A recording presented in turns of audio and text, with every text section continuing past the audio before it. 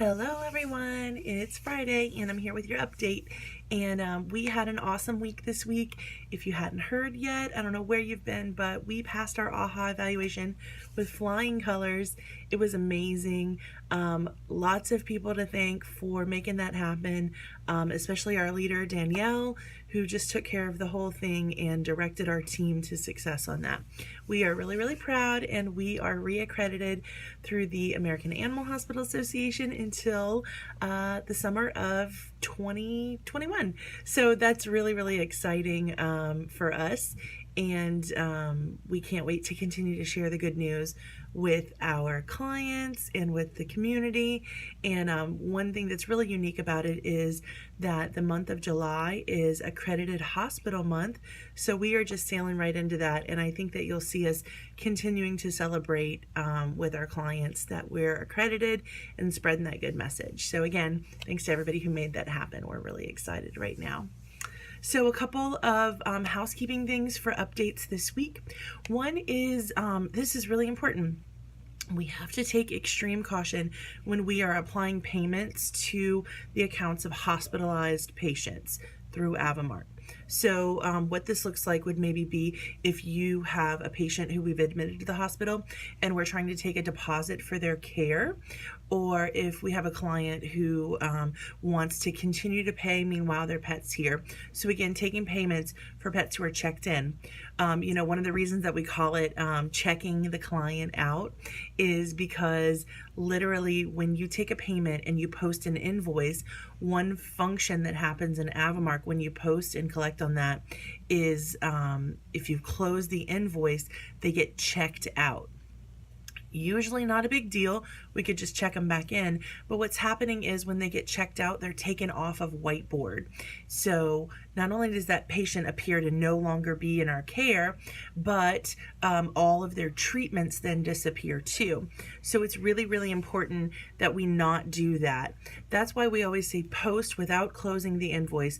That's when you just click post and then you click cancel, quit, no, because it takes those treatments that are active and not taken out of inventory or not completely closed on an invoice, puts them on the invoice, but then it leaves it open. That's the preferred way to do that. One thing that I like to do is I like to just use the function keys. F8 will tell you the balance that a client has at that time, or maybe you would know that from looking at the treatment plan if you're collecting a deposit on that. And then you click function F2 later on when you are ready to add a payment, and that doesn't require you to mess with invoicing at all. Again, this is so important, not just for record keeping, but because when we have as many patients as we have in the hospital at a given time now, it's easy to miss one. And so we really count on our good system of Whiteboard to keep us all focused on everyone that's here and then also everything that they need. So the second worst case scenario to having a pet checked out and us maybe forgetting that they're here is if we realize that they're checked out and we put them back in, we have to put in all of the treatments that we organized already into Whiteboard, which is rather time consuming for our nursing team. So it's critical that everybody understands. Don't check them out. Make sure that you understand how Avamart's working. If you close an invoice, you are going to automatically check them out. We almost had a patient slip through the cracks this week, which is why I'm harping on this. So make sure that everybody understands that.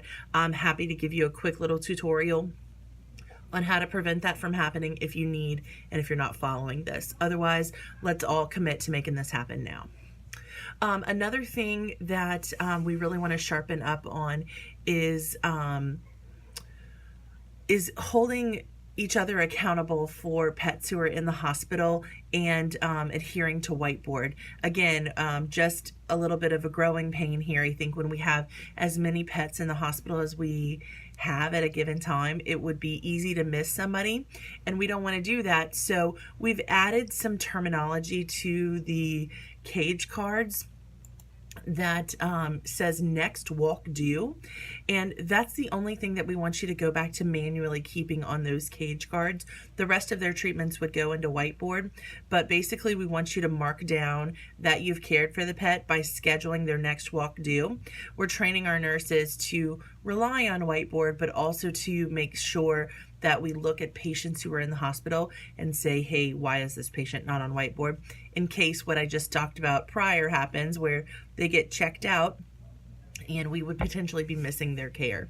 So it's just that idea that we have added that line item to the cage cards that we want you to use your markers to write on the next walk due. And then the nurses have started this week, so they should all know as well. We've also updated our post-op oxygen cage protocol. Again, all symptoms of us being busy that we really just have to hyper focus on patient care. We were using timers for those, but what would happen would be somebody would come and they would turn a timer off and leave a pet in the oxygen cage. Well, one thing everybody has to know about those oxygen cages is that the heat can sometimes come on as well, and it definitely stays on. The timer is just to remind us to take them out. So if you snooze the timer, if you turn it off and you leave that patient in there, they can overheat, and we had that happen. So it's really critical that we pay close attention to those. Danielle ordered us some much louder kitchen style timers. They're very large, and our protocol suggests that if you set the timer, and then you are responsible for hearing it go off and then checking on your patient. Sometimes they can stay in the oxygen cage for more than 20 minutes and they need to, but you're responsible for seeing that patient through and ultimately removing them from that oxygen cage. So the timers are much larger, they're louder, they only give one alert. So if you turn it off, you have to make sure that you're diligent to go see about that patient at that time. And again, I'm going to, in the training, attach that post-operative O2 cage protocol so that you can look over that as well. This is more of a reminder from last week, how we altered our controlled drug keeping, and we've moved this one specifically, we've moved the hospitalized patient control drugs that have already been dispensed into the locking cabinet above the sink in the treatment room. In that cabinet, there's a red bin. And so what we're suggesting is that you take all of the medications that hospitalized patient has, their controlled medications and other medications, put them in a bag that's labeled and put that entire bag in that red bin within the cabinet. And then we've also made some hot pink laminated cards that you would put up in the cage valet excuse me, on that patient's cage to alert you that that's where they are, and to remind you that when that patient's being discharged that you need to go and get, again, all of the medications and supplies out of that cabinet and then send them home as well. So that's all there. You'll see that in action. We've been doing that for a day or two now, just bringing everybody up to speed on that.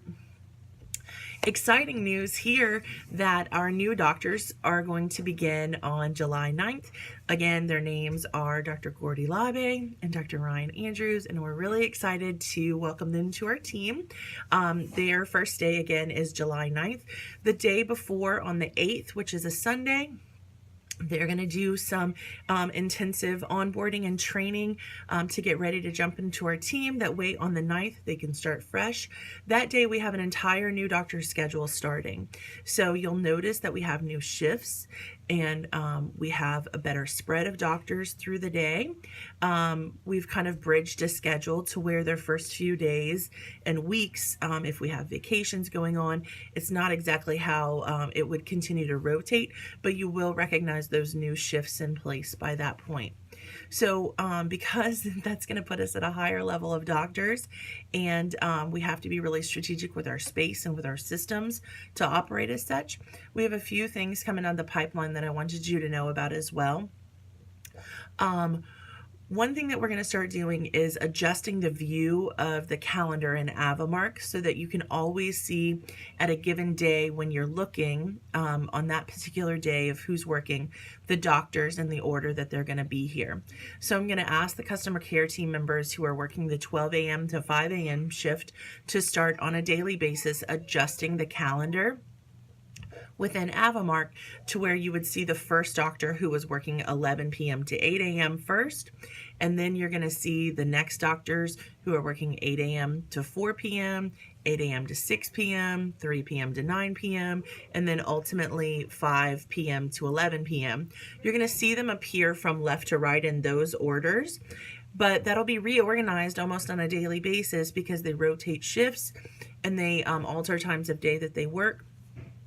But this way, when we open up a calendar on a given day, say from the front desk, we can quickly adjust to seeing what time of day it is and following the schedule along that way.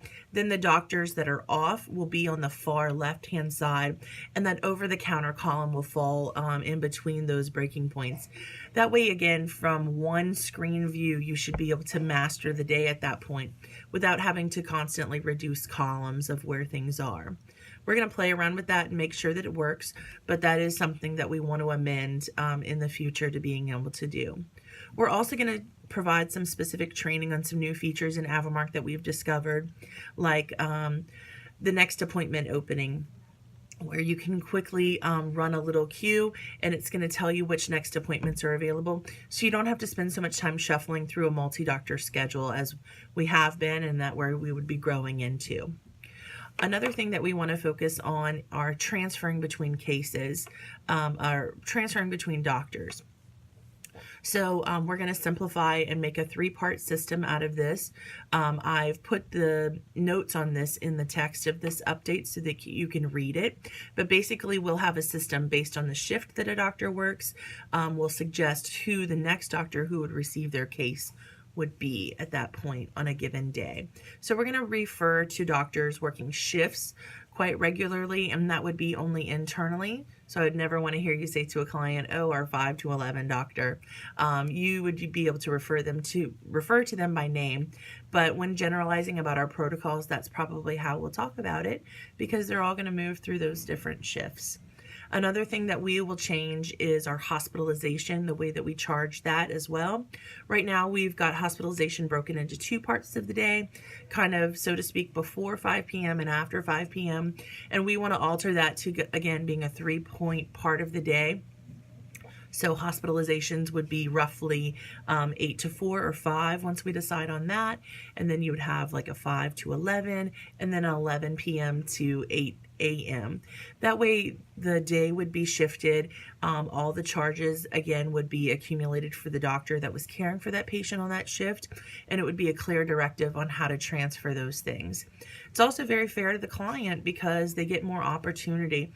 If they're only here for 2 parts of a day instead of 3 parts of a day, they will end up not having to overinvest in that extra care. It's going to simplify things in a lot of areas. We will also take away some accessory items that we have tagging along with those hospitalizations, so it's really clear cut and clean in the record. So I'm excited to see those things come up. Again, because our new doctors are starting on Monday, which is July 9th, they will, those changes will have been put into place by that point. I just wanted to tell you about them now. Next week's training will fully involve those things. That way, the 2 days later, you'd be ready to start, which is a constant reminder of why you have to keep up with these updates. When I put them out on Friday, you have to have watched them by Monday, because a lot of things get implemented right on that Monday that we want to start fresh and have everybody on board for.